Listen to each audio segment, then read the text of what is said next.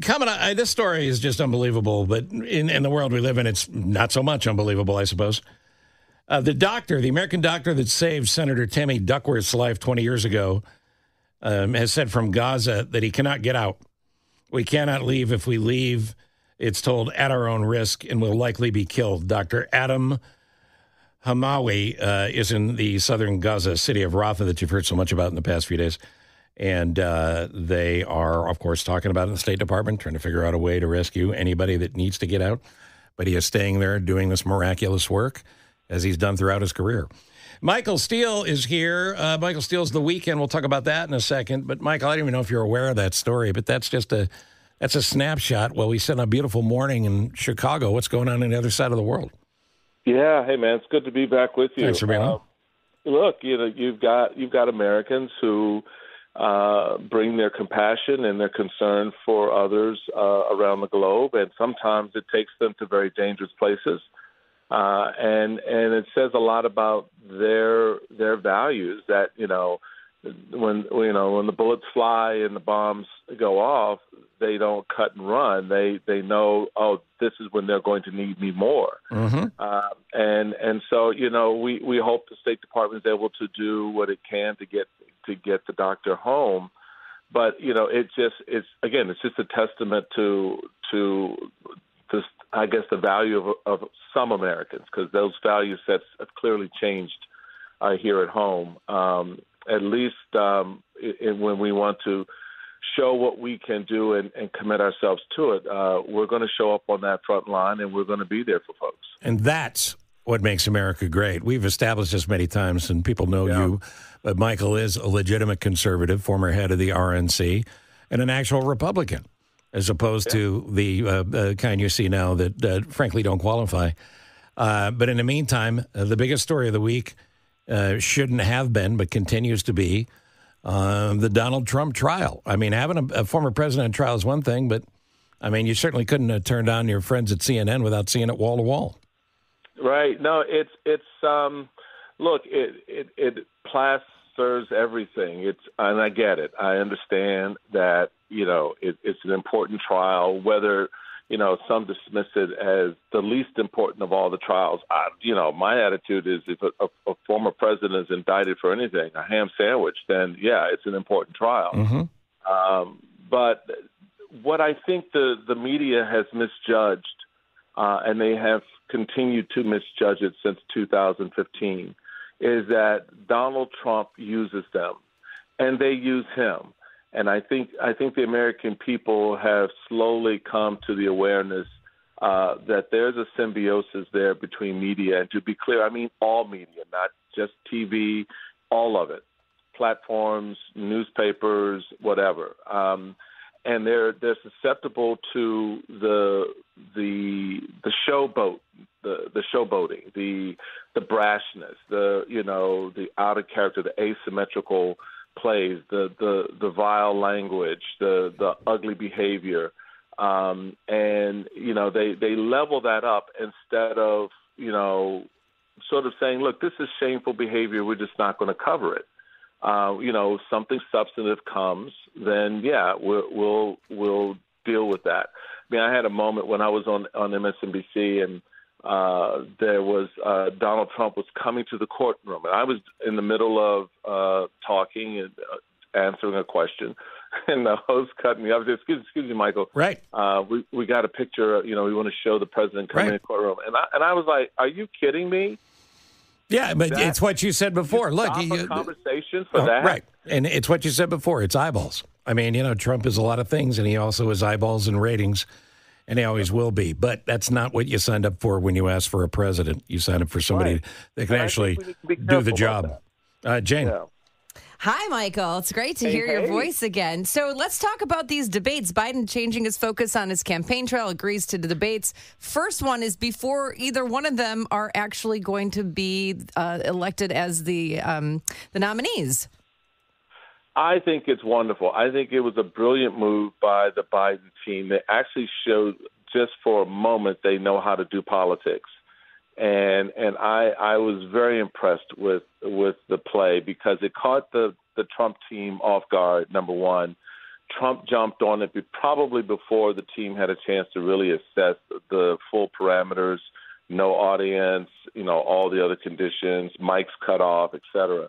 And it's just good. Number one, yes, to have it in June before the conventions and the Olympics, I think is a brilliant stroke. The most important thing for me, folks, is there's no audience. I don't need the idiocracy in the hall. Right. I don't need the partisans screaming and whooping and hollering at everything their guy said and booing and jeering and making ugly sounds at the opponent. I want this to be as fresh as possible because you know what? This will be the first time since Kennedy-Nixon where we will be able to watch two candidates for the presidency in the raw, right? Unfiltered, without the background noise to try to tell us what he just said was probably the dumbest thing he could say, but everyone's applauding it, trying to make it seem like it was smart. And what's interesting, history will note that people listening on the radio to that, right down the street here, by the way, it occurred at CBS here in Chicago, heard that debate, thought Nixon mopped the floor with Kennedy. People that saw it on TV thought Nixon looked nervous. He had the famous lip sweat, and that Kennedy won on TV. So separation of the mediums. Obviously, you got about 12 platforms you'll be able to consume it on now, but I agree with you. No audience is significant. All right. We had a girl fight in Congress as the world continues to... Did you see that? Oh, good Lord. Ridiculous. As Congress continues to... The world doesn't make sense. The behavior. We'll get to that in just a second. More with Michael Steele. See him on the weekend. Oddly enough, this weekend and every weekend. Tomorrow and Sunday. Tell you when in just a moment. Back with Michael Steele. The Weekend on MSNBC with Alicia Menendez and Simone Sanders Townsend. Great way to start your weekend. You'll be caught up on all the political news, and then you can go out and actually have a weekend. What time are you guys on tomorrow and Sunday? We're on 8 to 10 a.m. Eastern. So we'll make it 7 to 9 in Chicago then. 7 to 9 in Chicago, yeah. All right. And congratulations. I see you every weekend. It's been good. It's been a lot of fun, and we're having a good time, and it's good conversation, and there is a little bit to talk about. So. Good God. Love that. So, including this insane story, I referenced last fall when a sitting member of the Senate threatened to beat up a witness that he was having a back and forth with in these congressional hearings that continue to turn out. Barring subpoenas, which, of course, members don't pay attention to, why anyone would agree to a hearing at this point. It used to be a point of honor. Now it's just, I'm just going to go in and help them raise money, and they can put me in their pamphlets. But I tell you, they set up a new record maybe yesterday. The backstory is AOC, Ocasio-Cortez, got upset because Marjorie Taylor Greene, remember the M is for mouth, threw a fake eyelashes jibe at Congressman Crockett. I can't explain it any more in depth than that. Anyway, here's the clip. I do have a point of order, and I would like to move to take down Ms. Greene's words. That is absolutely unacceptable. How dare you attack the physical appearance of another person? Are your feelings hurt? Her words down. Aww. Oh, girl, baby girl. Oh, really? Don't even play. Baby girl? I don't think we are going to move, and we're going to take your words down. I second that motion. Ms. Greene agrees to strike her words. I believe she needs to apologize. No. Perry, okay, hold on. Then after Mr. Perry's going to be recognized, then Ms. Greene I'm not has apologizing. 4 minutes and 21 well, seconds. then Okay, reserve the right to object. I am not apologizing. Now let's go. Come on, guys. Why don't you debate me? Come on, guys. Michael, let's come to the chairman of that committee going, come on. You can't make it up. But it got better after that. It was the whole when Jasmine Crockett, who was, the one who Marjorie Taylor Greene was going after. Responded. It just, with the beach body built like a man thing. Oh my God, I just lost I had to laugh. But here's the rub. First off, Marjorie Taylor Greene don't want any of that Bronx SmackDown, that South Bronx SmackDown. She don't want to go there. I mean, she thinks she's tough, but she ain't tough. 2, Marjorie Taylor Greene is the problem. She is the core of the cancer right now and needs to be removed. She needs to be removed.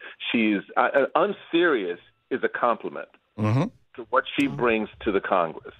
She is worthless in her job. She is useless in those committees, and she's there for the performance and thinking that, okay, I need to raise some money, so I'm going to do this. And so the problem is that Comer is feckless. He's not a leader. He's a tool. Mm-hmm. He's not going to control her. I won't even start with Mike Johnson, because if I'm Mike Johnson, she's removed. She's put in a timeout. But the problems they're having in these committee hearings and the problems they're having on the House floor stems from Marjorie Taylor Greene and that rogue element inside the Freedom Caucus, Matt Gaetz, Lauren Boebert has become the sensible one. Okay? Yeah, do you ever think you'd see that? She's the sensible one. And you know why Lauren Boebert is the sensible one? Because she knows she's in election peril. She moved out of her district because she was not going to win that district in Colorado. She moved into another district, and she has to run now. And these voters have to size her up because they're new to her, and she's new to them. So she's on her best behavior, actually trying to sound like a congresswoman, coming back later on saying, we really need to, I'm just apologizing to the American people for what just happened. Well, but here's the thing about Boebert. Boebert and 8 others, including Gaetz, were in New York yesterday as Trump's entourage when there are votes to be taken in Congress, and the Republicans could end up losing on a couple of key things if they don't show up for the votes, because apparently backing Donald Trump is more important than getting any business done. Well, that's why they were there at 10, 11 o'clock last night, because Comer decided, okay, we're going to call the committee back to order now that they've done with their field trip on taxpayers' dimes to go sit in a courtroom behind Donald Trump and look stupid. And the reality of it is this all stems from the ill-informed decisions of the chair, knowing that if 8 of my members aren't here, we're not gonna win on the votes that we need to win on. And so it's the unseriousness, the immaturity. The members of Congress that are coming out of the Republican quarter these days, they are wholly unrecognizable of anything related to conservative leadership. It goes back to, and we'll leave it at this, it goes back to the standards you talked about. I don't need Fetterman showing up in a hoodie.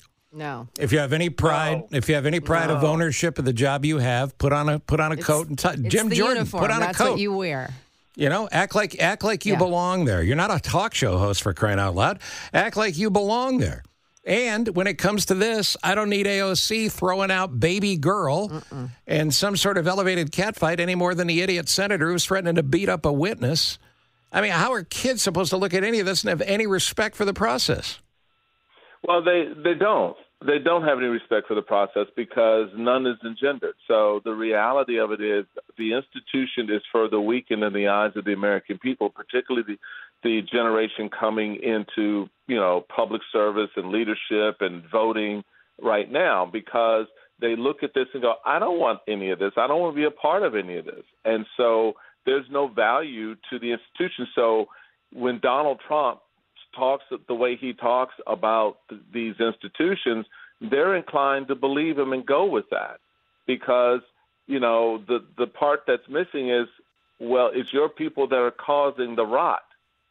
It's their behavior. Right. It's their lack of regard for the institution. And whether, again, on both sides, whether you show up to the United States Senate in cut-off track shorts and a hoodie and call yourself a United States senator, or you're sitting in a hearing, talking about another member's eyelashes, right, and then going back and forth on that. It's not okay. No. It's not okay. And so, what are we to think as citizens? And that's why I say unelect them all. We can start over. It's not hard. No, and that's the ultimate power you have, but you have to vote. At a time where you want to run in the other direction, you have to vote. Watch The Weekend with our friend Michael Steele every weekend. 7 to 9 in Chicago on MSNBC. Follow him all over social media. I know you're always running. I appreciate the time. Thank you, Michael. I appreciate it. It's good to see you guys. Thanks so much. I'm looking forward to coming back. Thank you, buddy. Thank you. There you go.